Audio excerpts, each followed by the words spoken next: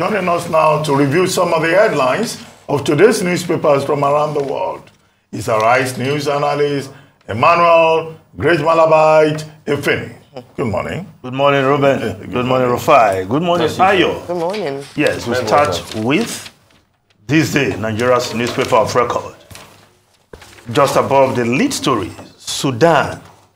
After hours of delay, first batch of 350 evacuees arrive Abuja. Nigerians are overly stigmatized. Air Peace boss declares, says love for country behind the rescue efforts. Laments NLC TUC's disruption of companies' operation. Yes, the first batch of stranded Nigerians in Sudan and later in Egypt arrived yesterday. The operations have started, and we just hope the rest of Nigerians who are still out there in Sudan and in Egypt will be brought home safely. Again, no thanks to the lack of planning for emergency situation like this, that these Nigerians had to go through this traumatic experience while other countries were airlifting, moving their citizens by air, by sea, and by land, securely and without this kind of stress. But I think going forward, the government must put in place an action plan that can be easily activated in an event like this. Now we know that Air Peace, at the snap of the finger, can't go anywhere in the world to pick Nigerians. We shouldn't wait for the Air Peace volunteer service every time we have this kind of problem. An activation plan that has Air Peace as the carrier in case of emergency should not be out of place, because at the snap of the finger, the Allen Oyema-led Air Peace can bring Nigerians back home from anywhere in the world. And you can give him that instruction and ask him to send his invoice later. This idea of waiting for Father Christmas, Allen Oyema, to always bail out Nigeria whenever there's problem with Nigerians out there, whether in South Africa, in Ukraine, and this time in Sudan. That should not be the case. Let's pay for his service. He's in business. He's not running a charity organization. But we must also commend him for always putting nation first, even before profit. And that is something that is commendable. And of course, other corporate organizations have keyed into giving succor to these Nigerians who have just returned. Dangote Foundation, MTN Foundation, helping those who have arrived to settle in quickly as possible. Now, the lead story of this day, Tinubu to Wike, I owe you nothing. False request for project Refund describes him as dependable ally. Rivers Governor seeks amendment to procurement law. You are desperate for favor accommodation. Shehu Sani blasts Wike. Yes, the president-elect was in town in Port Harcourt yesterday, of course, on the invitation of Nyesom Ezenwa Wike, the governor of Rivers State, to commission a couple of projects. Well, nothing new, inviting dignitaries, highly placed government officials to come and commission his projects. Of course, some other governors have since taken the cue from that. But Wike started this long time ago. Recall when he invited Vice President Yemi Osinbajo, who aptly gave him the title of Mr. Project. And of course, only some days ago, Governor Emmanuel Udom of Akwa Ibom State invited former President Olusegun Obasanjo to commission some of his projects as well. But in this case, the president-elect was there, and many saw it as an opportunity for both men to cement what looked like a deal that was done some time ago. And the issue of refund came up. Refund for federal projects undertaken by state government. And the response of the president-elect, I owe you nothing. But what followed, perhaps, is what interests me most. You have to lobby me to get your refund. Well, was that a joke? Or what he meant?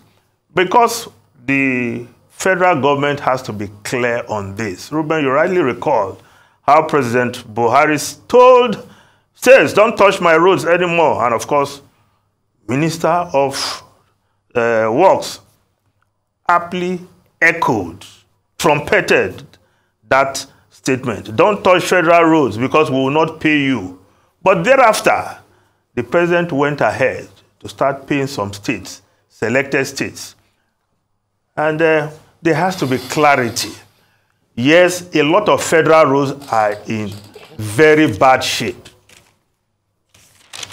This Songota Abeokuta Road is in a terrible shape. I'm sure if there is clarity as to refund, when the people in that area were protesting that we are tired of this bad road, I'm sure the governor of Ogun State, Dakwa Abiodun, will have waded in. But with that advisory, don't touch my roads, he couldn't move in. Yet, this federal government of President Muhammadu Buhari will lead that road in a very bad state on May 29. There's also the case of the Warri-Benin road, especially between Ologbo and Benin City, in terrible shape. Now, the state government, if the state government moves in, you say you don't pay, you are not going to pay. So perhaps we have to sit down as a country, decide what to do with these roads that crisscross these so-called federal roads. If these roads are to be given to the states, of course, we've been talking about devolution of powers, and of course, that comes with releasing a part of the allocation which the federal government also gets. So that states can deal with these roads instead of waiting for a minister of works who sits in Abuja, select the roads he wants to do, and leave indigents of some states to suffer because perhaps the governor of that state is not in the good books of the president, or because they are not members of the same party. So this is something that has to be dealt with. But as for the other part of the welcome of Asiwaju Bola Ahmed Tinubu, I could see strenuous effort because I took time to watch the dinner party organized for the president-elect yesterday. There was strenuous effort from Umai, Governor Umai, from Governor Muhammadu Badaru of Jigawa State, from Seyi Makinde, that Wike works. He worked, oh. He did so much. When I came here, he told me they were making strenuous effort to convince us that he contributed. In fact, Seyi Makinde pointed out that Wike has stopped wearing bowler hats. He now wears the Yoruba cap. And I did not observe it initially, but it was Seyi Makinde, who happens to be his friend and in-law, because Seyi Makinde's wife is from Rivers State, who pointed that Wike is now part of the new order, wearing Yoruba cap instead of the normal Rivers bowler hat. But I'm sure at the end of the day, consideration will be given to his contribution to the victory of Asiwaju Bola Ahmed Tinubu. But the president-elect also said that he won, and he could have won anyway, whether or not, with Rivers or no Rivers, 25%. But other newspapers are also reporting this story. The Nigerian Tribune newspaper, Tinubu to Wike, excuse me, I owe you nothing. As Rivers governor asked for a fund of 80 billion spent on projects, I will not marginalize any part of Nigeria. President-elect promises. Now, the Daily Sun also reporting that story. I won't marginalize any part of Nigeria. Tinubu, yes, the Nation newspaper echoing that story. I won't marginalize any part of Nigeria. Tinubu pledges, but above the lead story there, zoning of National Assembly, that's the Nation newspaper, zoning of National Assembly top post, APC targets consensus. Now, the New Telegraph newspaper is reporting airlines incur over 1.2 billion losses as unions disrupt flights operations. Yes, passengers stranded at Lagos, Owerri, other airports. We are not aware flights to other places were disrupted. NLC. Imo accuses Ajero of using labor to fight personal war. Yes, labor may have their grounds with Imo State government, but does that really justify the Ajero-led NLC to go to the airport to disrupt flight operations of Air Peace and other airlines? Because there's no way you disrupt Air Peace counter and you think other airlines will be selling their tickets. There was chaos, commotion yesterday at the airports, and the airlines are said to have lost 1.2 billion yesterday. Now, the Punch newspaper, 26 days to go. Outrage as Senate approves Buhari's 22.7 trillion extra budgetary spending. Fresh borrowing from CBN, illegal suspicious, says NECA, LCCI. Economist, 22.7 trillion naira extra budgetary spending to raise public debts to 69 trillion naira. Now, the foreign newspapers quickly, I just take one. Daily Telegraph newspaper, best ever Alzheimer's drug can halt disease. Of course, breakthrough in this drug, Donamed. Yes, that's the name of the drug, announced by a U.S. pharmaceutical giant, Eli Lilly, yesterday, able to slow down the worsening symptoms by 35%. And in half of the cases of patients they tried, the drug halted the decline. So it's good news for sufferers of Alzheimer's disease. Yes. Ruben. Quick comment. Okay. The first one on the visit of the president-elect. Well, two major issues arising therefrom that are additional to what we have said earlier on. This issue about who pays for federal roads and all of that, this is an old issue. And as I pointed out earlier on, Ashwaji Bola Ahmed Tinubu as governor himself had to deal with that challenge under the Obasanjo administration. One issue on the table arising therefrom is this call that, look, maybe we need to take a second look at the Constitution, dealing with federal roads, you know, this categorization of roads into federal, state, and local government roads.